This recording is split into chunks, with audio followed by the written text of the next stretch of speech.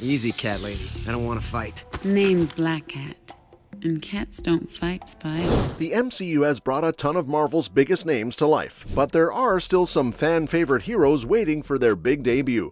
Some are powerhouses, and some are street-level anti-heroes, but all of these characters could completely shake things up on screen. So, without further ado, let's jump in. Beta Ray Bill. Beta Ray Bill is a Marvel Comics superhero who first appeared in the Mighty Thor number 337 in 1983, created by Walt Simonson. He was introduced as a surprise character. Initially looking like a monstrous alien, he turns out to be noble and heroic. Bill is notable for being the first being outside of the Norse gods to be deemed worthy to wield Thor's hammer, Mjolnir. After an initial rivalry with Thor over the hammer, Bill is granted his own weapon, Stormbreaker, and becomes a close ally of Thor, often fighting alongside him. Bill is a Corbinite, an alien race nearly wiped out when their galaxy exploded. He was physically augmented by Corbinite science into a bionic, horse-like warrior to protect his people. His consciousness had been preserved in suspended animation aboard the sentient ship Scuttlebutt, which revives him when Thor encounters it. Through a series of battles, he proves worthy of Mjolnir, leading Odin to forge Stormbreaker for him. Bill then assists Thor and other Asgardians in major conflicts, including wars against Surtur and cosmic threats like Galactus and the Dire Wraiths. He also forms bonds with heroes like Rom, Thor, and Sif. Bill has had several significant storylines over the decades, from fighting alongside Thor in the 1980s and 90s to taking part in large-scale cosmic events like Annihilation and the Thanos Imperative. He has repeatedly battled foes threatening his people, Asgard, and the universe, and has occasionally been placed in human form on Earth for recovery or undercover missions. His powers come from his bionic, genetically enhanced Corbinite body, granting him superhuman strength, speed, durability, stamina, combat skills, and an extended lifespan. His main weapon, Stormbreaker, later replaced by the Twilight Sword, has abilities comparable to Mjolnir, including returning him to his unaltered Corbinite form when struck on the ground. Bill often partners with Scuttlebutt, a sentient warship capable of repairs and creating humanoid avatars. Outside of comics, Beta Ray Bill has popped up in a bunch of animated shows like Silver Surfer, The Superhero Squad Show, and the Avengers Earth's Mightiest Heroes, plus he showed up in the Planet Hulk movie. He even got a tiny nod in Thor Ragnarok with a statue hinting he once fought in the Grandmaster's arena. That would have been the perfect chance to actually bring him to life on screen, but it didn't happen, and fans are still hoping to see him. Taika Waititi couldn't fit him into Thor Love and Thunder, but I'm pretty sure he's going to show up in Thor 5 or 6. At least, I hope so. Jocasta. Ultron's story in the MCU might feel finished, but there's always a chance he could have found a way to stick around. His bride, Jocasta, still has a lot of untapped potential and could easily join the Avengers as a powerful, loyal ally. Since Jocasta's personality is based on Janet Van Dyne's brain patterns, there's plenty of room to tweak her for the screen, and WandaVision could set her up perfectly. She could even end up with a mix of Vision and Scarlet Witch powers, and honestly, a return of Ultron alongside her wouldn't be shocking either. There's a good shot we'll see her in Vision Quest, an upcoming Marvel miniseries on Disney Plus that spins off from WandaVision. Terry Matalas is running the show and directing some episodes, making it the 18th MCU TV series and tying directly into the films. Paul Bettany returns as Vision, who, after his WandaVision resurrection, is all white, emotionless, and trying to reconnect with his old memories. Matalas compared his journey to Spock in Star Trek IV. The cast also includes James Spader as Ultron in a new twist, Todd Stashwick as Bounty Hunter Paladin, Ruarid Malika as Tucker, Emily Hampshire as the AI Edith, Orla Brady as Friday, and Farhan Tahir reprising Raza from Iron Man. Rumors say Tania Miller will play the revenge-driven AI Jocasta. The series was in development by October 2022, originally with Jack Schaefer as head writer, but by May 2024, Matalas had taken over and Bettany was confirmed. Filming ran from March to late July 2025 at Pinewood Studios in London. Vision Quest will have 8 episodes, directed by Christopher J. Byrne, Ganja Montero, Vincenzo Natali and Matalas, and is set to debut on Disney Plus in 2026 as part of Phase 6 of the MCU. Spider-Woman. Spider-Woman's rights are probably with Sony Pictures, which makes it a bit weird that Marvel Studios hasn't jumped on bringing Jessica Drew into the MCU yet. She's got powers thanks to Hydra, has been a double agent for both Hydra and S.H.I.E.L.D., and has even been an Avenger, so she's got plenty of story potential. She could fit naturally into Spider-Man's world. After all, in the Ultimate Universe, she's actually Peter Parker's female clone. Or she could star in her own separate franchise. Either way, she's definitely a character who deserves a big screen debut and could even carry a 6-episode Disney Plus series. Blade. Marvel first announced the Blade reboot back in 2019 at San Diego Comic-Con, with Mahershala Ali revealing he'd be taking on the role. Back then he was 45, and now he's 51, and still hasn't suited up as the Daywalker. He recently sidestepped questions about Marvel while promoting Jurassic World Rebirth, clearly uncomfortable, but Feige has cleared the air. Feige revealed that over the years, Marvel went through 4 different Blade scripts, including a 1930s period piece with a noir vibe. Costumes and sets were even partially ready, but both Ali and Feige decided it wasn't the right take. Those unused costumes ended up with Ryan Coogler for his film Sinners. The movie is now set in the modern day, with Eric Pearson, fresh off Fantastic Four, handling the script. The delays weren't just creative, they were logistical too. From 2007 to 2019, Marvel made 23 movies totaling 51 hours of storytelling, but from 2020 onward, they've churned out over 100 hours across films and Disney Plus shows. That kind of pace stretched them thin. When Blade was ready to start production, Marvel hit pause, aiming for quality over quantity.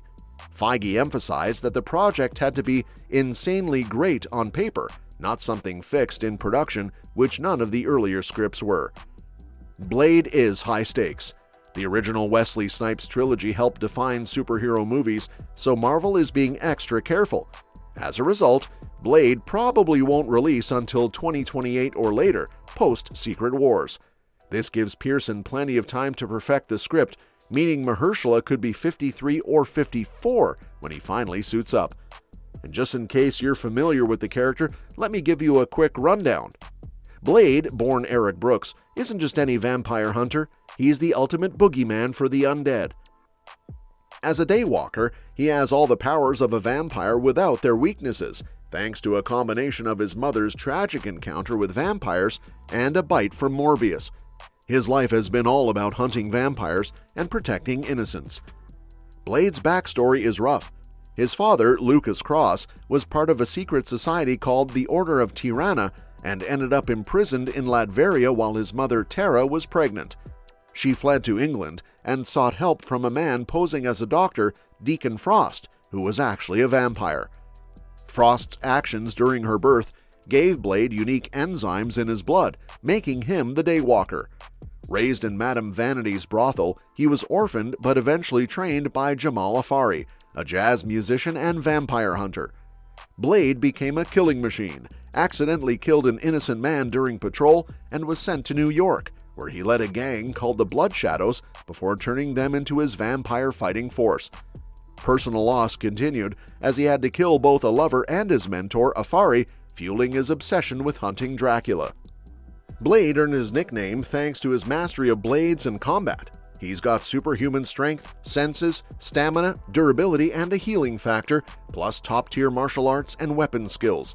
Over the years, he's fought nearly every big vampire, from Dracula to Morbius to Deacon Frost, along with Baron Blood, Blackout, and more. Though often a lone wolf, Blade has teamed up with allies like Jamal Afari, Noah Van Helsing, Hannibal King, the Night Stalkers, the Midnight Suns, MI-13, and the Mighty Avengers.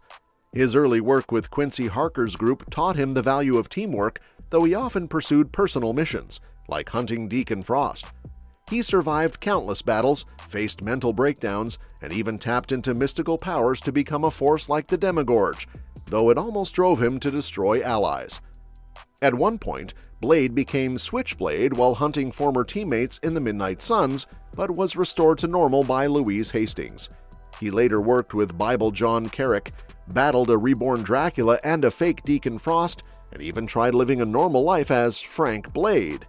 He's traveled through time, faced vampire uprisings, worked with Spider-Man and Brother Voodoo, and even turned fully into a vampire briefly after being bitten by Morbius. He's been captured by S.H.I.E.L.'s Silver Eye division, battled nearly indestructible vampires like Draconis, faced prophecies involving virgin blood, and dealt with his father, Lucas Cross. Blade has traveled through time with Doctor Doom, survived the fallout of the Superhuman Registration Act, and continued taking on mystical threats. He's worked with MI-13, Vanguard, the X-Men, and even the mighty Avengers under the alias Ronin, always hunting vampires and supernatural threats while balancing alliances, personal vendettas, and his own bloodlust. Captain Britain. Captain Britain often gets written off as just a British knockoff of Captain America, but that really doesn't do him justice. Beyond the similar-sounding name, Brian Braddock's story taps deep into British mythology and the Marvel multiverse, giving him a unique place in Marvel's lineup. He's not just another soldier with a shield, he's a character tied to magic, Otherworld, and a team like Excalibur, which mixes mutants and mystical adventures. The mantle of Captain Britain was first taken up by Brian back in the 70s, thanks to writer Chris Claremont and artist Herb Trimpe. But over time, it's been passed on to others, most notably his sister Betsy Braddock. The comics even introduced the idea of the Captain Britain Corps, basically multiversal guardians, each acting as a protector of their own reality's version of Britain. That concept alone could open up some wild storytelling possibilities in the MCU. The character's history in print has been a bit crazy. His early stories didn't really click, and sales were rocky. But once British creators like Alan Davis and Alan Moore took over, Captain Britain was reshaped into a darker, more complex hero. Eventually, he found his footing as part of Excalibur alongside X-Men favorites like Nightcrawler and Kitty Pryde. Later, he even got his own run leading MI-13, blending superheroics with British spy drama. Most recently, Betsy has stepped into the Captain Britain role, leading her own team of mutants and tackling threats across Otherworld. Her stories tie into modern X-Men events like Dawn of X and Knights of X, keeping the legacy alive while also highlighting the political tension of a mutant holding such a symbolic role for Britain. Blue Marvel. Blue Marvel is one of those characters Marvel fans have been waiting on for years, and for good reason. He's not only one of the most powerful heroes Marvel has ever created, but his story also carries real depth, meaning, and cultural relevance that the MCU could really use. A Marvel Studios exec even recently said he wants Blue Marvel in the MCU, and that single tease got fans buzzing. It makes sense. Marvel has been going bigger and more cosmic with each phase, and sooner or later they'll need someone who can go toe-to-toe with the strongest threats. That's where Adam Brashear comes in, Marvel's own Superman, but with a backstory that's uniquely grounded. What makes Blue Marvel stand out is how his origin ties into history. Adam Brashear wasn't just some random guy who stumbled into powers. He was already a genius, a war veteran, and an athlete before an antimatter experiment gave him godlike abilities. He's super strong, durable, and even has cosmic awareness, all while being over 80 years old but still in his prime thanks to his powers. The tragic twist is that when people found out he was black, even President Kennedy asked him to step back, saying the world wasn't ready. That makes him not just a powerhouse, but a symbol of resilience and representation. For the MCU, Blue Marvel could slot in anywhere, but in long term, he'd be perfect for the Avengers lineup, especially against villains like Doom. Black Cat. Black Cat, also known as Felicia Hardy, has been one of Marvel's most stylish and complicated anti-heroines since her first appearance in 1979. Created by Marv Wolfman and David Cockrum, she started off as a villain in The Amazing Spider-Man before becoming one of Peter Parker's most significant romantic partners and allies. Felicia's story is full of twists, not just because of her complicated relationship with Spider-Man, but also because of her shifting line between hero, anti-hero, and outright criminal. Felicia grew up idolizing her father, Walter Hardy, a famous cat burglar who inspired her to push herself to never settle for second best. After discovering his criminal life, she eventually followed in his footsteps, mastering martial arts, acrobatics, and stealth. When she first became the Black Cat, her path crossed with Spider-Man, sparking a love story built on attraction and mistrust. Their romance was messy. Felicia loved Spider-Man but had little interest in Peter Parker, which created constant tension. Her powers are another big part of her legacy. Originally just a highly skilled thief, she later received superhuman abilities, most famously her bad luck aura that caused misfortune to anyone around her. Over the years, she gained and lost powers multiple times, sometimes gaining cat-like agility and claws thanks to enhancements, other times going back to pure skill and gadgets. Despite setbacks, Felicia always found ways to stay dangerous, whether through training, technology, or her natural cunning. Outside of the comics, Black Cat has been a fan favorite, appearing in animated shows, video games, and tons of merchandise. Critics often point out how she went from being seen as a Catwoman copy to becoming her own fully realized character with unique charm, wit, and moral complexity. She's playful, flirtatious, and unpredictable, which makes her both a thrilling ally and a dangerous rival. Sony once tried to get a Black Cat and Silver Sable team-up movie off the ground, but honestly, it's a good thing that never happened. With that project shelved, there's now a much better chance of Felicia Hardy showing up in the MCU where she really belongs. That would give Peter Parker not just one of his most intriguing allies, but also one of his most iconic love interests. With MJ now out of the picture, the timing couldn't be better to bring in Black Cat. She's the kind of character who could tempt Spidey into exploring his darker side, even if just a little. And if the Spider-Man video game proved anything, it's that Felicia has all the charm, danger, and complexity to make her a standout on screen. Miracle Man. Miracle Man is one of those characters with a wild history that feels almost as fascinating as the stories he's in. Back in 1954, British publisher L. Miller & Son wanted their own version of Captain Marvel, the one who's now known as Shazam, so they whipped up Marvel Man, later renamed Miracle Man. For a while, he was just a pulp-style superhero, but the character pretty much faded into obscurity until the early 80s.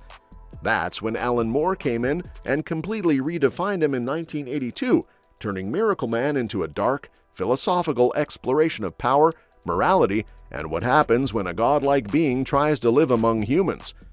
Neil Gaiman later took the reins, continuing that deeper, more layered storytelling. This run became hugely influential, cementing Miracle Man as one of the most thought-provoking superhero reimaginings ever. The problem was, the character spent decades tangled up in lawsuits and messy rights disputes. That's why, even though he's been so beloved by hardcore comic fans, Miracle Man's been stuck in limbo while other characters soared in popularity. It wasn't until Marvel Comics untangled the legal knots that he finally came back in 2022, reintroduced into the Marvel Universe proper. Now, as for the future, if Marvel and Disney actually have the full rights to adapt him beyond comics, Miracle Man is probably the 50s-era hero with the biggest potential for the screen. His blend of old-school superhero roots and modern, morally complex storytelling is perfect for today's audience. Done right, he could be Marvel's answer to something like Watchmen, but on their own terms. Well, that's it for today. Which one do you think should be introduced first in the MCU, and why? Drop your thoughts in the comments, and don't forget to subscribe for more deep dives into Marvel's future.